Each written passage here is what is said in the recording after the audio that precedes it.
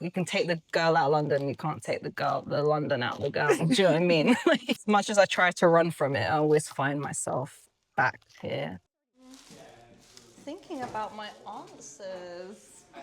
Gosh. I'm Sara. I'm a tattoo artist in London, born and raised in London. Been doing this for 8 years. And I specifically do anime and manga tattoos. I started watching anime in high school. I think my earliest recollection was like, I was in English class and my friend had brought like volume 1 of Death Note with her, and I turned around and I was like, what is that? She's like, oh, it's manga. And I was like, what's that?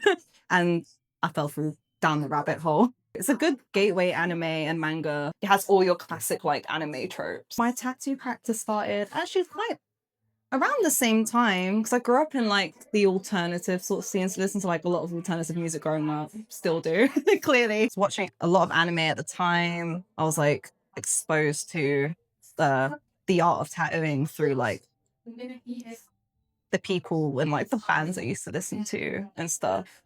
And like even some of them were tattoo artists themselves, and I'd see them like traveling the world to like tattoo people, and I was like, I want to do that. So my first guest spot was in San Diego few years ago. It's like one of my favorite cities in the world. Absolutely love it. Naturally, you start working with like different artists. You learn more about the craft, like different techniques. You teach each other like different approaches to like tattooing. There's a lot more artists like who sort of just specialize in anime, but when I started around like 8 years ago, it wasn't like a massive thing. Sometimes I feel like I'm not taken seriously as an artist because I just do anime tattoos. So I noticed there wasn't many people who just tattooed anime, and I was like, oh, I want to be the one that like does that. I want to be like part of it. So yeah, at school, like in between lessons or even like during class, I would like draw up like anime tattoo flash. I was like, this is what I'm going to do when I'm older. A lot of people sort of like get a character that they resonate with, who like makes them feel like strong. What's a character that makes you feel strong? Probably Kyoko from Skip Beat. So like that's the reason I got her done. I just love how resilient she is. She gets kind of like rejected by this guy that she likes, and he's like a big like J-pop idol. He's very like condescending towards her. And then she ends up like following his path and like overtaking him. I think I got her done like after like things ended with like my first boyfriend. And I was like, yeah, I feel like whenever I get a tattoo, it's because I'd like just trying to overcome something, and yeah, end up watching a lot of anime that I can relate to.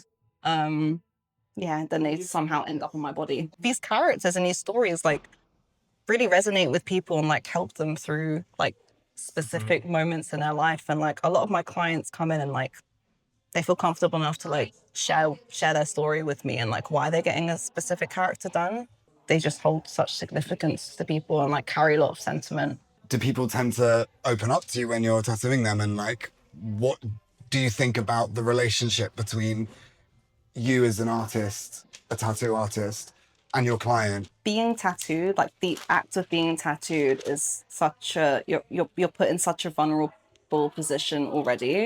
And there's a lot of trust involved, especially if we spend like a whole day together. A lot of my clients like feel very comfortable with like opening up and like telling me like the reason why they're getting a tattoo. So a lot of the time it feels like I'm a tattoo artist, but also like a therapist in a way. That's the part of my job that I really value and I really love. And I didn't think tattooing could like bring me that, but it has. And it is one of my favorite parts of the job.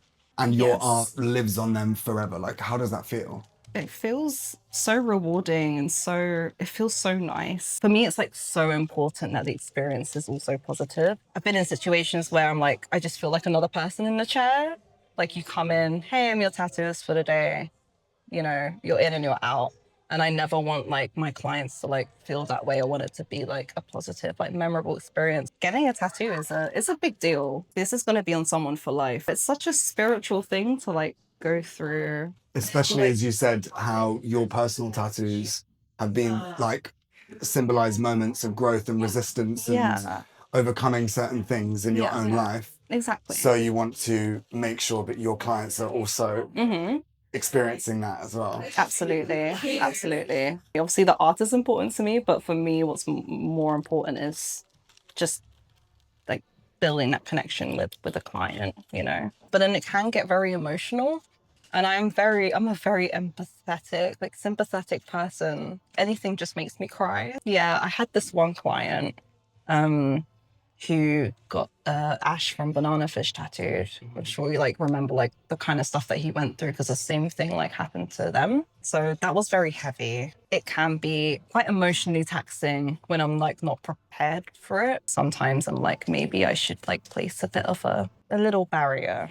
for the days where I'm just like, I don't know if I can handle this information. But at the same time, I'm glad that my clients are comfortable enough to share such like traumatic experiences with me. I think that kind of says a lot about me as like a person. How I'm just like approachable and to like share that kind of thing with. So that's always like really nice. It's such a beautiful thing. Yeah.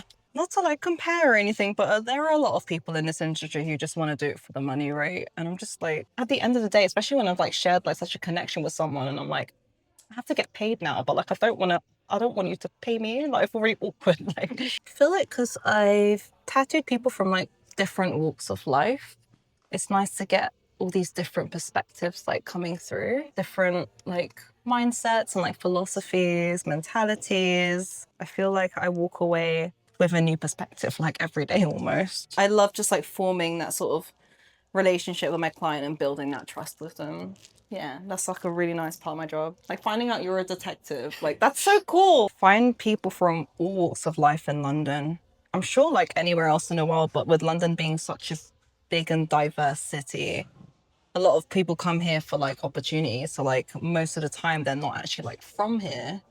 So it's just really interesting, like getting their perspective and like hearing their stories and reasons why they've come here. And What do you think makes a Londoner? I think makes a Londoner, anyone can be a Londoner, you know? It's not limited to people who, you know, are born here and like live here. Because I was born and raised here. Naturally, I'm like, get me out of here constantly, especially because I travel a lot and I'm like, oh, I see myself living here. I don't want to be in London, don't want to be in London. Then I'm away for like a little bit, say like a month, and I'm just like, I hate London, but I fucking love it. You know, it's my home. It's a very love-hate relationship. You know what I mean? It's like the Londoner just like never leaves you. It's always going to be a part of you as much as you want to run away from it, because it is like a bit of a rat race, like being here, right? It's constant pacing of life, especially when you go somewhere where the pacing of life is so much slower. But then I miss London, so I'm just like, I don't feel like me if I'm not just constantly doing something, you know? Like I moved to Scotland for a year. I lived in like a really rural part of Scotland, like in the borders. I lived in a village where the population was like 270 people. Like there was no one there. I lived there for a year. And like after a few months, I was like, nah, like get me back, get me home. Like it's nice, like taking the time out to like recharge, like recuperate. But for a Londoner, you can take the girl out of London, you can't take the London out of the girl. Do you know what I mean? As much as I try to run from it, I always find myself back here. What is like the harshest reality of living in London for you? Survival, constant survival mode, you know, but it's worth it. It's worth it. And like, I love meeting new people, connecting with people. It's great for my job as well. It's a very high energy place, isn't it? Even just like how we met, I feel like how that came about. Like if I'd stayed in Scotland in like the rural village I was living in, this wouldn't have happened. And like I've moved back to London quite recently so that I could have like get myself out there more and like, you know, create like bigger opportunities for myself. And yeah, I got invited out to like this dinner at your workplace, and that's how I met you and like met your co-workers who were like also into anime. And then yeah, it's a good like conversation starter, and like look where we are. I didn't think we'd like be here like doing this interview. And like that wouldn't have happened had I not just been like out on a Wednesday evening like Shoreditch, like having a little cheeky little dinner. Do you know what I mean? What misconception do you think some people might have of London? A misconception that people have is that everyone's like miserable here and like not friendly, not approachable. I just love having like like bus stop conversations with people in London, or even like on the tube. People should talk to each other more, and you'd be quite surprised. So, what is your message to your fellow Londoners? My message to my fellow Londoners: slow down. Don't feel guilty about just enjoying being here. It can be quite an oppressive environment sometimes. Just go and see your friends and go have like a nice night out, and don't feel guilty about doing that, because I feel like when you're living here, you just feel like you have to be productive like constantly. We're young and free in like one of the most amazing cities in the world, so take it for like what it has to offer.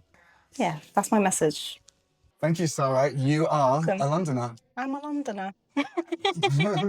Anime is a spectrum. There's an anime for everything. I feel if you start with anime films to get you into anime, that's always quite good. So I would always recommend like Studio Ghibli's, like Spirited Away, all the classics. But then another one I really love is called Your Name. It's so emotional. The visual is so visually striking. It's very beautiful. The soundtrack is absolutely incredible. Got like all of these tattoos, had this awkward space here, same with this arm, because you see like we're sort of forming that sort of situation here. And I was like, oh, what can I fit there? And then this fits so perfectly. Is that not a very painful place? It was actually okay. I've been tattooed in like worse placements. The skin's very What's thin. the worst placement?